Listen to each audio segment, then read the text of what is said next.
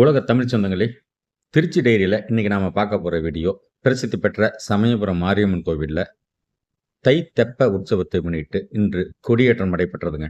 அதனுடைய வீடியோவை தாங்க பார்க்க போறோம்.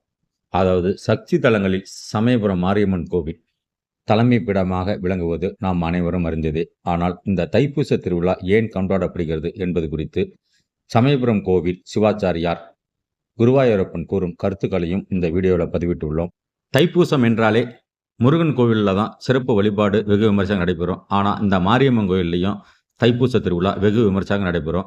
அதன் ஒரு பகுதியாக வருகிற பிப்ரவரி 10ஆம் தேதி திருவிழாவின் 9ஆம் நாளான அன்று தை தெப்பத்தில் எழுந்தருளி அம்பாள் இரவு காட்சியளிக்கிறாங்க. அதற்கு பிறகு ரங்கநாதர், அதாவது தனது அண்ணனான ஸ்ரீரங்கம் ரங்கநாதரிடம் தை சீர் வாங்கும் நிகழ்வும் நடைபெற உள்ளது. தொடர்ந்து ஆதரவு தரும் உலக தமிழ் சொந்தங்களுக்கும் அனைவருக்கும் நன்றிகள் பல. வாங்க வீடியோவை பார்க்கலாம். சிதலேத்தும் ஜெகன்மாதா சிதலேத்தும் ஜெகத்பிதா சிதலேத்தும் ஜெகத்ராத்ரி சிதலாயி நமோ நமஹ. இந்த உலகுக்கு அம்மையாகவும் அப்பையாகவும் அனைத்துமாகவும் இருக்கக்கூடியவள் அன்னை சமயபுர மகாமாரி அம்பிகை. இந்த அம்பிகைக்கு விசேடமாக என்னவென்றால் ஆண்டுகள் தோறும் திருநாள் நடப்பது தனி சிறப்பாகும். அந்த சிறப்பிலே இந்த தீர்த்தோற்சவம் என்று அழைக்கக்கூடிய இந்த தைப்பூசத்திலே கொடியேறுவது மிக மிக சிறப்பான ஒன்று.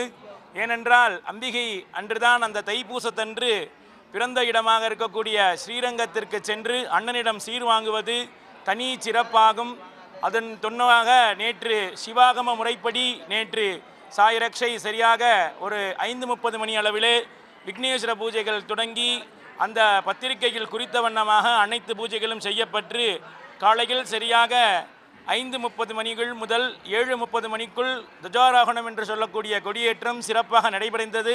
இதனைத் தொடர்ந்து இன்று சாயரக்ஷை அம்பிகை கேடயத்திலும், நாளை சிம்ம வாகனத்திலும், அதனைத் தொடர்ந்து பூத வாகனத்திலும், அதனைத் தொடர்ந்து அன்ன வாகனத்திலும், அதனைத் தொடர்ந்து ரிஷப வாகனத்திலும், அதனைத் தொடர்ந்து யானை வாகனத்திலும், அதனைத் தொடர்ந்து சர்ப்ப வாகனத்திலும், அதனைத் தொடர்ந்து 8ஆம் திருநாளாக குதிரை வாகனத்திலும் பெறப்படுவது. அதனை அடுத்து 9ஆம் திருநாளாக இங்கு தெப்பம் உற்சவம் நடப்பது தனி சிறப்பாகும்.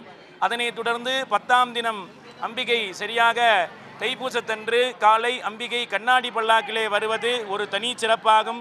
அந்த பல்லாக்கிலே அம்பிகை பவனி வருவதை பார்ப்பதற்கு கோடான கோடி பக்தர்கள் அம்பிகையை பார்ப்பது ஒரு தனி சிறப்பாகும். இதனைத் தொடர்ந்து கொள்ளடக்கரைக்கு சரியாக சென்று 5:30 மணி அளவிலே தீர்த்தவாரி நடைபெறும். தீர்த்தவாரி நடைபெற்றதும் இரவு